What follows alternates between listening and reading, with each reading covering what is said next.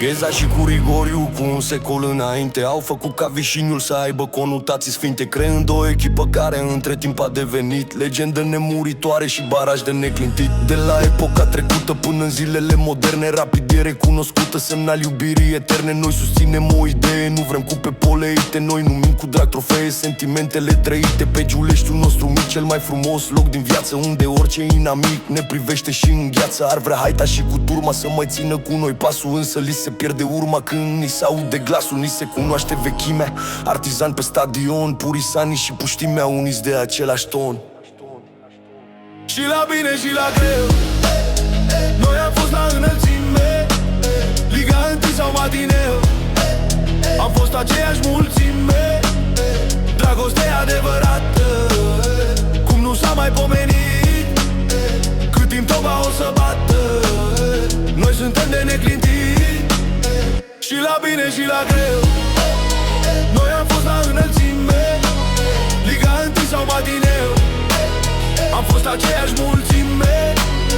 Dragoste adevărată, cum nu s-a mai pomenit, cât timp toba o să bată, noi suntem de neclintit.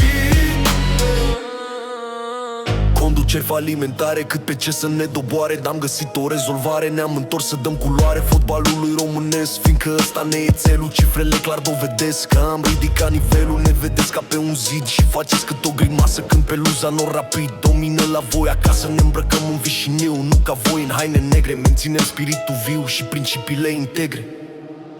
Și la bine și la greu, noi am fost la înălțime, Liga 1 sau matineu, am fost aceeași mulțime. Dragoste adevărată, cum nu s-a mai pomenit, cât timp toba o să bată, noi suntem de neclintit. Și la bine și la greu, noi am fost la înălțime, Liga 1 sau matineu, am fost aceeași mulțime. Dragoste adevărată, cum nu s-a mai pomenit,